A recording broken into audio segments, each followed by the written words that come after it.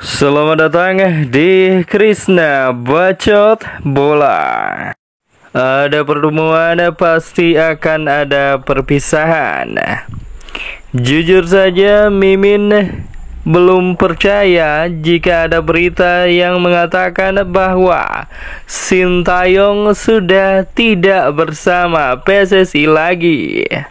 Namun yang membuat berita tersebut semakin meyakinkan adalah status medsos salah seorang anggota Exco PSSI yang di dalamnya berisi mengenai ucapan terima kasih untuk Sintayong karena sudah menjadi bagian dari sejarah perubahan sepak bola Indonesia.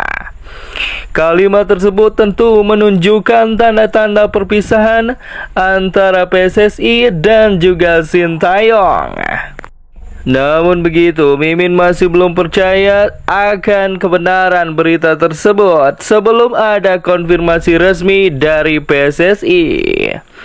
Suatu alasan yang tidak masuk akal jika menggunakan kegagalan Sintayong di ajang Piala AFF untuk menjadi alasan pemecatan Sintayong dari kursi pelatih tim nasional Indonesia. Jika kegagalan Sintayong membawa tim nasional Indonesia melangkah lebih jauh di ajang Piala AFF 2024 dijadikan sebagai alasan dipecatnya Sintayong dari kursi pelatih tim nasional Indonesia, tentu tidak masuk akal dibandingkan perubahan yang telah terjadi semasa ia melatih tim nasional Indonesia. Era kegelapan yang ditinggalkan oleh Simon McManamy di tim nasional Indonesia. Dengan kedatangannya di tim nasional Indonesia berhasil ia ubah menjadi cahaya terang, sehingga kini tim nasional Indonesia bisa dikenal Asia bahkan dunia, dan kini bersaing memperebutkan tiket ke putaran final Piala Dunia 2026. Sebelum kedatangan pelatih asal Korea Selatan tersebut, tim nasional Indonesia paling banter hanya bisa bersaing di level Asia Tenggara saja, yaitu Piala AFF.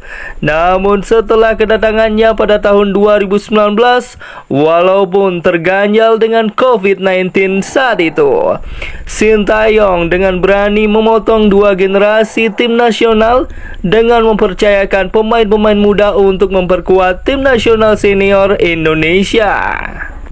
Hasilnya tidak buruk. Tim nasional Indonesia yang dibawanya di ajang Piala AFF 2020 yang lalu berhasil mencapai level tertinggi yang bisa dicapai tim nasional Indonesia di ajang tersebut, yaitu sebagai runner-up. Berikutnya, sejarah kembali ditorehkan Sintayong di persepak bola Indonesia dengan membawa tim nasional Indonesia lolos ke putaran final Piala Asia melalui jalur kualifikasi, bukan melalui jalur tuan rumah yang telah lama kita tidak rasakan. Tak puas hanya meloloskan tim nasional senior Indonesia ke putaran final Piala Asia, Sintayong juga meloloskan dua kelompok umur level tim nasional Indonesia, yaitu U20 dan juga U23 ke putaran final Piala Asia.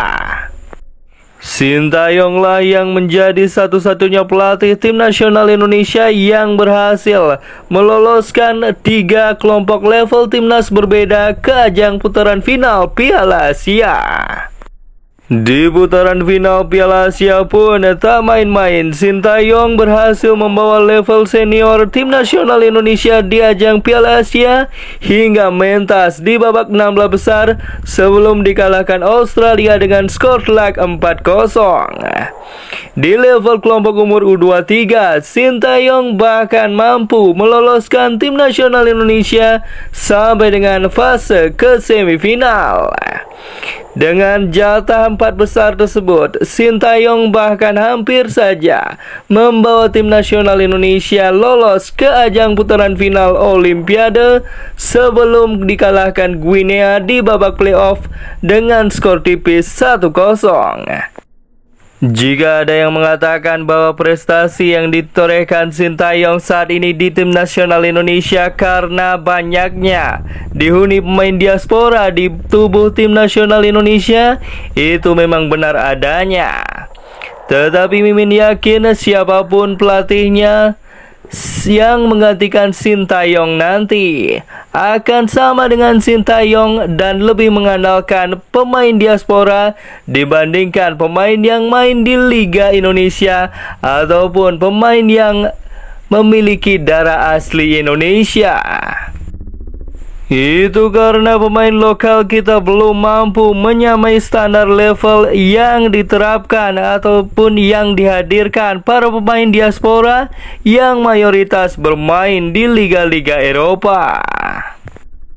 Jadi Mimin pikir sangat wajar bahwa Sintayong ingin memajukan sepak bola Indonesia dengan cara mengandalkan pemain diaspora yang ingin membela tanah air mereka walaupun lahir di luar negeri.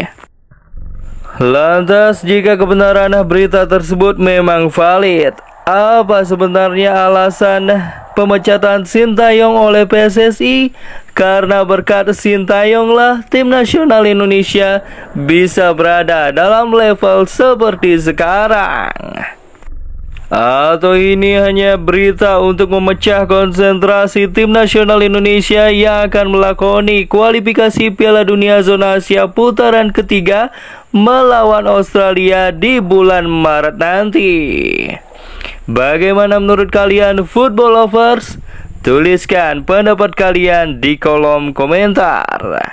Jangan lupa like, share, subscribe, dan juga komen di bawah video ini agar channel ini semakin berkembang.